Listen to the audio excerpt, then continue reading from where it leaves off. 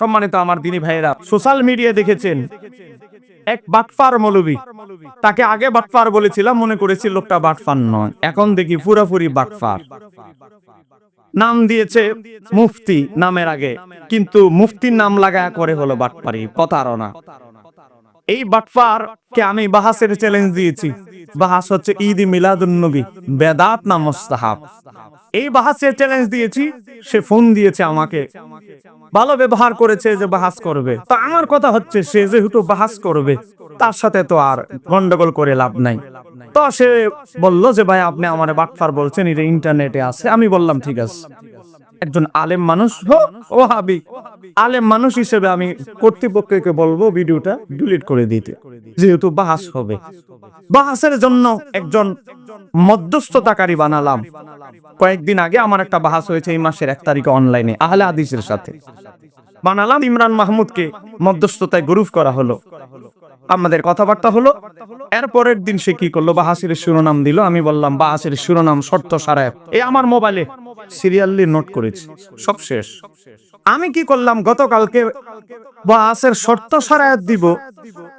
এখন আমাকে আমাদের চট্টগ্রামের একজন বড় আলেম, যেহেতু আমি আহলে সুন্নাত ওয়াল জামাতের মূল কমিটিতে আমি আছি, আমাকে ফোন দিল যে তুমি কার সাথে বাহাস করবে।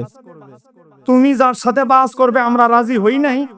সেই যে বাহাস করবে, সে বাহাসের আলোচনা চলাকালীন অবস্থায় সেই যেই ধরনের ভাষা ব্যবহার করছে, সে তার স্ট্যাটাসে লেগেছে ভারতীয়। ভারতীয় বানানটাও শুদ্ধ করে লিখতে পারে নাই, লেখছে ভারতীয়। ভারতীয় উপমহাদেশে বেদাত শব্দটাও ঠিক মতো লিখতে পারে নাই। বেদাতের অন্যতম জনক কথিত আলা হযরতটাও ঠিক মতো লিখতে পারে না, আলা হযরত আহমদ রেজা খান বেরলভী। একটু জোরে বলি না নাউজুবিল্লাহ। এখন আমার সাথে বাহাসের কথা চলছে, শর্ত সারা আলোচনা চলছে। সে আমাদের সবচেয়ে বড় মুরব্বী, আমাদের যিনি মূল, আজকে বলতেছে বেদাতের জনক। এত বিশ্রী ভাষা, খারাপ। আরে বেদাত না মুস্তাহাব, এটা তো বাহাসের পরে না প্রমাণ হবে। একথা কর না কেন, ঠিক কিনা? বাসে যাওয়ার পরে প্রমাণ হবে, এর আগেই তো ঘোষণা দিচ্ছে। আমাদের সবচেয়ে বড় মুরব্বী বলে বেদাতের আবিষ্কারক, কথিত বেদাতের যিনি জনক। তাহলে তোমার সাথে আর কি বাহাস? বাহাসের আগেই তুমি বেদাতের জনক আমাদের মুরব্বীর ঘোষণা দিয়ে দিয়েছো। এরপর আমাদের মুরব্বীরা বললেন তার সাথে বাহাসের দরকার নেই। ইতিমধ্যে আবার কি করলো, 2টা ভিডিও আপলোড করেছে। বাহাসের কথা চলতেছে আমার সাথে, একজনের সাথে বাহাসের কথা চলতেছে, বাহাস করো না। এখন কি হলো, বাহাসের কথা আমার সাথে চলমান অবস্থায় গ্রুপে আলোচনা চলতেছে। এই অবস্থায় সে মুফতি শাহ আলম সাহেবকে কল দিল, সে তার পেজে ছেড়েছে যে শাহ আলম সাহেব, মুফতি শহীদুল্লাহ বাহাদুরের সাথে আমার আলোচনা চলছে, অনলাইনে বাহাস হবে, তা আসেন আপনার সাথে অনলাইনে বাহাস করি। বিষয় হইল একটা, সাবজেক্ট হলো একটা।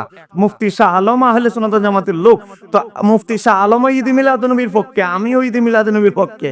একই বিষয়ে এই দান্দাবাজ ভাইরাল হওয়ার জন্য আমার সাথেও বলে বাহাস করবে কথা বলে, আবার আরেক বেচার আরো অনলাইনে দাওয়াত দেয়। এখন আপনারা বলেন, এক বিষয়ে বাহাস সে কয়জনের সাথে করবে? এক সময় সবার সাথে তাল রাখতেছে, যোগাযোগ, সবার সাথে অনলাইনে বাসে বসবে। এবার আসেন, দারুন নাজাতের কিতাব বিভাগের শিক্ষক আল্লামা মাওলানা ফরিদ সাহেব, যাকে ফরিদগঞ্জি হুজুর বলে, এই উনারেও ফোন দিচ্ছে। উনিও আমার হোয়াটসঅ্যাপে বলতেছে, আমারও তো সে বাসের অনলাইনে চ্যালেঞ্জ দিতেছে, মানে আমারে চ্যালেঞ্জ দিতেছে, কথা চলতেছে বাহাস কোন তারিখে করা যায়, কি কি শর্ত, আবার উনারেও চ্যালেঞ্জ দেয়। বিষয় কয়টা? একটা। লোক কারা? সবাই সুন্নি। 3 জনের সাথে অনলাইনে বাহাস করবে, বিষয় একটা। তার মানে কি, আমার সাথে বাহাসের কথা চলছে, আবার মুফতি শাহ আলমরে বলে অনলাইনে বসেন, আবার মাওলানা ফরিদ সাহেবকে বলে, আল্লামা ফরিদ সাহেবকে বাহাসে বসেন। তার মানে আসলে বাহাস তার উদ্দেশ্য নয়। বাহাস যদি উদ্দেশ্য হতো যে একজনের সাথে আলোচনা চলমান আছে, আমি আবার 2 জনের অনলাইনে বাহাসের কথা বলি কেন? বিষয় তো একজনের সাথে হলেই হলো, কথা বলেন না কেন, ঠিক কিনা? কারণ 3 জনই তো সুন্নি। তাহলে কি স্পষ্ট বোঝা যায়, তার কল রেকর্ড আমার মোবাইলে আছে। সে বলেছে জীবনে কোনোদিন সে বাহাস করে নাই, আমি নতুন। তো তুমি জীবনে বাহাস করো নাই, বাসের নিয়ম কানুন জানো না, নুরানি মাদ্রাসা খুলেছো, কয়েকদিন আজকেও পোস্ট দিয়েছে যে নুরানি ট্রেনিং হবে। তো তুমি হলো নুরানি ট্রেনিং এর শিক্ষক, তুমি বাসের বুঝো না। তুমি আসছো বাস করতে। এই ধরনের প্রতারক কিছুদিন পর পর একটা বের হয়, ভাইরাল হওয়ার দান্দা। এ কথা কেন কেন ঠিক কি রে? আরে এই রানিং মাসেও তো একটা বাহাস করেছি, বিশ্বের মানুষ দেখেছে, 12 লক্ষ মানুষ দেখেছে।